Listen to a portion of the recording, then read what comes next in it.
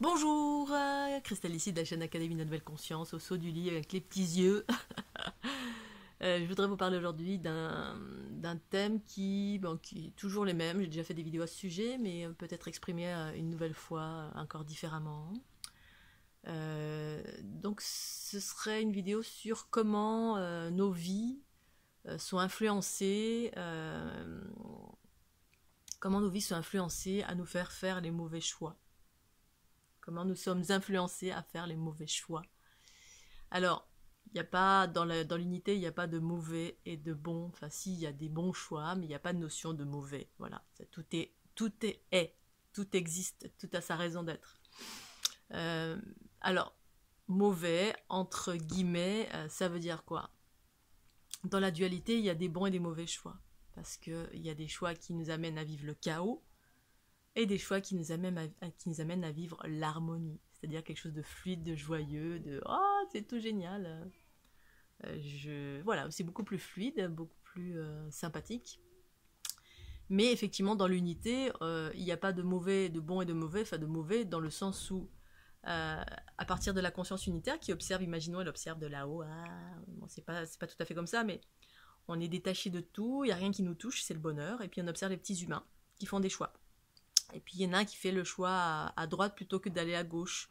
Enfin, c'est pas plutôt, mais c'est-à-dire que depuis en haut, on voit que le chemin sur la gauche, eh bien, ça aurait amené à vivre quelque chose de plus harmonieux, de plus fluide, de plus en phase avec la mission de vie, c'est-à-dire la réalisation des raisons profondes de l'incarnation.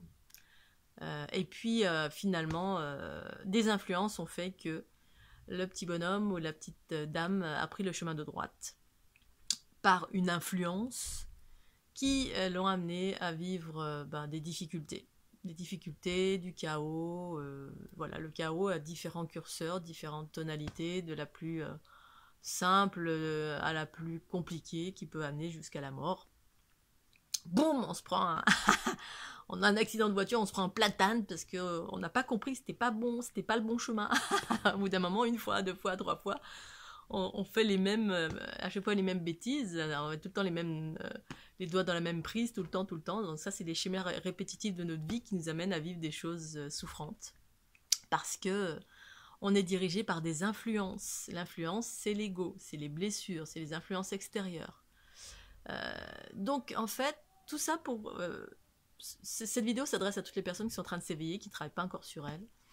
Et pour vous expliquer très simplement que rien n'est inéluctable dans la vie, on peut être responsable et co-créer une réalité harmonieuse à partir du moment où on comprend que nous sommes influencés de mille et une façons par notre passé, par des mémoires qui sont inconscientes, par la société, par l'éducation, par les principes, par notre quotidien.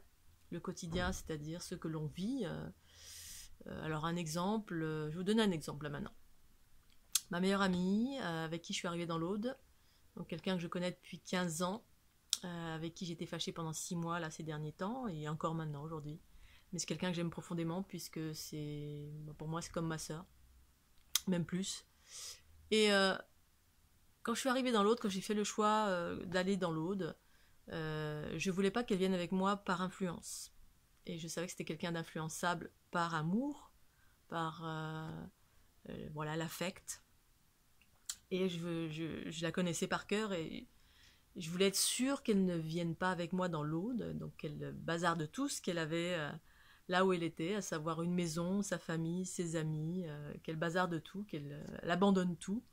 Je voulais être sûre qu'elle abandonne tout ça, mais pour ses propres choix, pour elle-même, et non pas influencée par Christelle Lissy. Et en fait, eh bien, elle a été influencée par Christelle Lissy en totalité. C'était pas son choix. Mais parfois, on pense que c'est notre choix. Même la plupart du temps, on est sûr que c'est notre choix. Parce qu'on n'a pas suffisamment de conscience, une conscience suffisamment éclairée pour regarder en soi et puis vraiment se poser les bonnes questions, se dire bon, est-ce que c'est vraiment moi? Est-ce que faire un travail sur soi d'émergence de la conscience qui permet de voir plus clairement plus clairement ce qui nous appartient de ce qui ne nous appartient pas. Au même titre que quand on vit des choses redondantes dans la vie, on attire toujours les mêmes personnes, on vit toujours les mêmes schémas de souffrance dans le couple, dans la victimisation, dans l'agression. Par exemple, si on est tout le temps agressé, tout le temps on attire toujours des personnes violentes. Si on est une femme et puis on est toujours à bousculer un peu, on attire des personnes violentes. Parce que peut-être que dans notre vie antérieure, notre vie précédente, ou dans cette vie-ci, on a été agressé, on a été violé, et puis on a enfoui, on se souvient plus, on a enfoui ça, on a travaillé sur soi, mais on pense qu'on a guéri ça, mais c'est pas encore guéri, il y a encore une mémoire en soi qui résonne. Parfois, c'est des choses qui ne nous appartiennent pas aussi, c'est-à-dire ça peut appartenir à sa maman qui n'a pas travaillé sur cette mémoire, qui a été agressée. On peut, par influence, si vous êtes dans une région, par exemple, imaginons vous êtes végétarien en totalité, donc je vais parler pour moi, vous mangez plus de viande depuis 6, 7 ans, 8 ans, 10 ans, vous arrivez dans un pays, et, tout d'un coup, j'ai envie de viande, je veux un gros hamburger. Oh là là, j'en ai envie. Ouh là là. Alors je m'observe, est-ce que c'est bien moi? Oui, oui, oui, c'est bien moi. J'ai bien envie d'un hamburger vite, j'ai McDo du coin. Et puis, au final, on quitte le pays. Donc le pays s'appelle les États-Unis, par exemple, Phoenix. Et puis tout d'un coup, plus d'envie du tout de viande. Alors sur le coup, voilà, ça c'est une expérience, j'en ai une, je vous en dis une parmi 40 milliards que j'ai expérimenté pendant toute ma vie. Il y a ce qu'on appelle des égrégores. Les égrégores, ce sont des pensées collectives ou des us et coutumes collectives, c'est-à-dire dans un pays, imaginons, où vous allez dans une région où tout le monde mange de la viande, c'est le pays du hamburger, et puis tout le monde est... Ça crée une onde de forme, on appelle ça une forme pensée de masse. C'est toutes les pensées ou les us et coutumes collectives qui sont agglutinées les unes aux autres, parce que manger de la viande, c'est quelque chose de relativement dense dans les énergies, et puis ça crée une espèce de bulle. Vous rentrez là-dedans, et puis tout d'un coup, vous avez envie, vous pensez que c'est vous. Donc là, moi, j'ai pensé que c'était moi sur l'instant. Je me suis dit, bon, allez, je suis pas extrémiste, donc quand j'ai une envie, j'y vais, même si je suis végétarienne. Ouais, j'ai envie, j'y vais. Et puis, c'est là, en partant, que je me suis rendu compte que c'était un égrégore. Et au fur et à mesure, ma sensibilité s'est affinée par rapport à cette particularité qu'on appelle les égrégores. Ensuite, je les sentais quand je rentrais dans une bulle. Je sais pas, vous allez dans un pays où ils mangent tous du fromage, vous ne mangez pas de fromage, vous allez vous mettre à manger du fromage. Bref, ce sont des influences. Des influences qui font que vous vivez une chose qui ne vous appartient pas, qui appartient à une mémoire collective, dans l'égrégore, ou une mémoire du passé que vous avez vécue, mais qui est enfouie dans votre inconscient, parce que quand on vit des choses, des chocs émotionnels, dans cette vie ou dans d'autres vies, eh bien, on a un mécanisme de survie qui cache. Parce que sinon, ce serait trop difficile à vivre, jusqu'à ce qu'on ait la capacité de pouvoir regarder en face cette blessure et puis faire un travail sur soi pour pouvoir la pacifier. Donc, en fait, on a un mécanisme de protection. Voilà, jusqu'à ce qu'on évolue et puis qu'on puisse un jour faire un travail sur soi pour se libérer de toutes ces mémoires, les influences extérieures.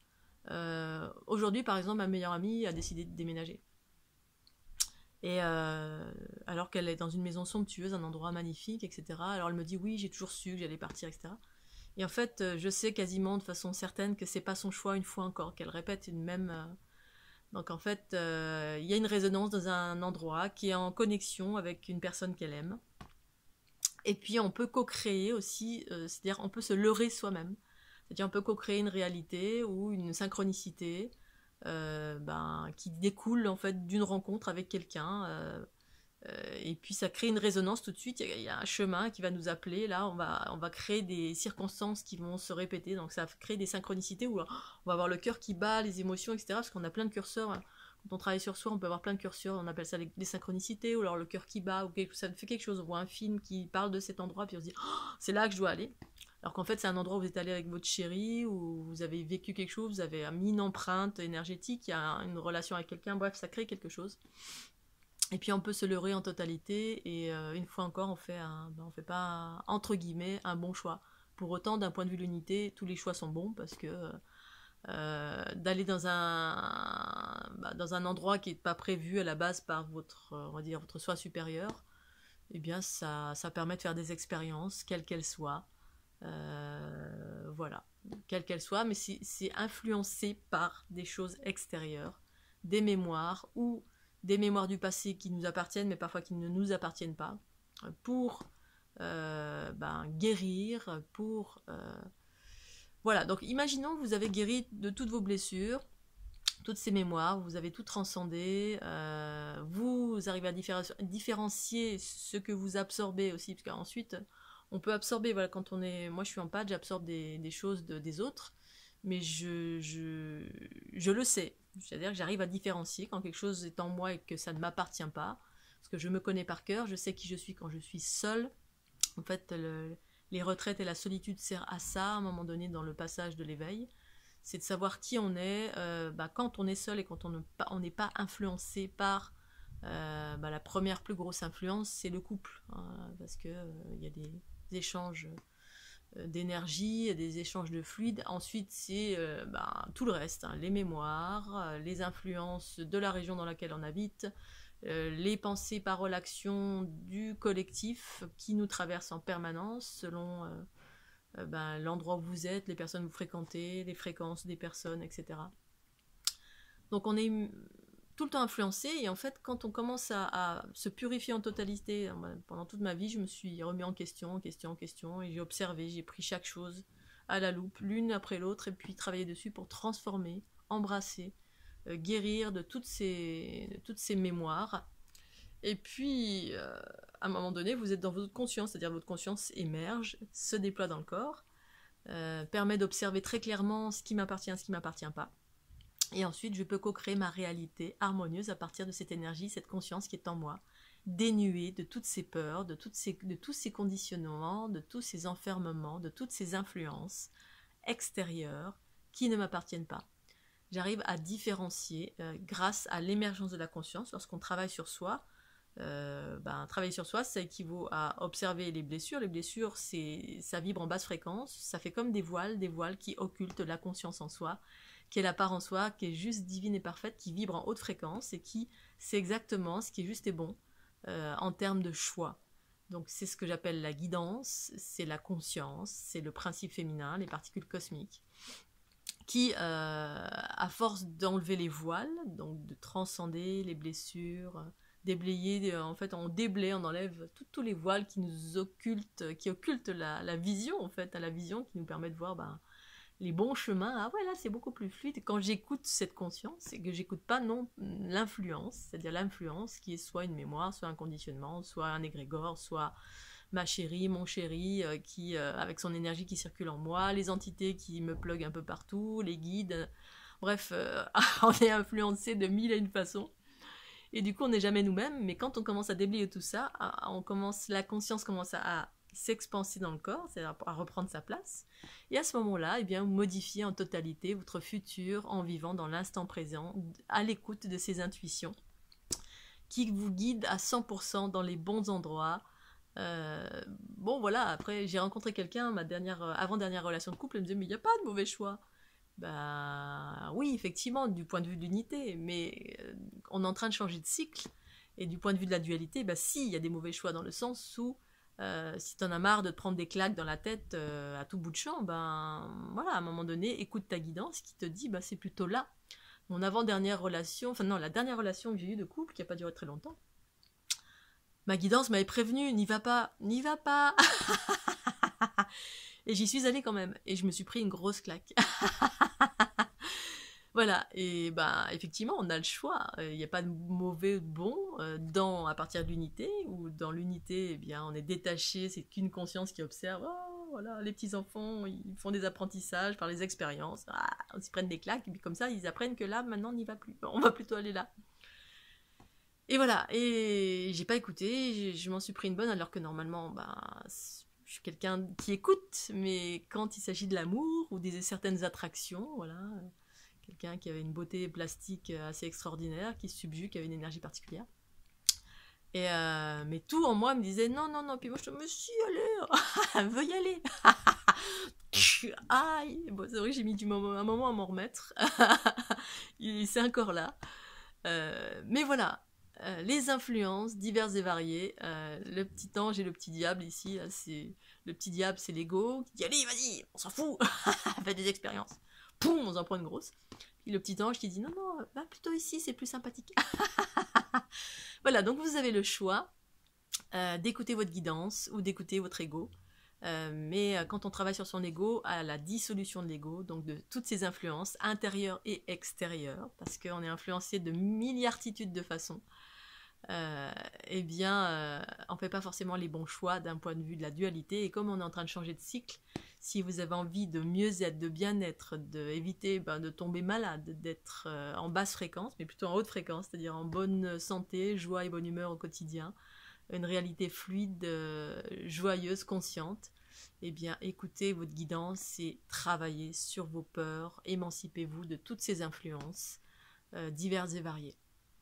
Voilà, Scooby-Doo, je vous fais des bisous, je vais continuer à faire mon petit repiquage, je vous embrasse très fort, mouah, pensez au petit pouce bleu, bye bye.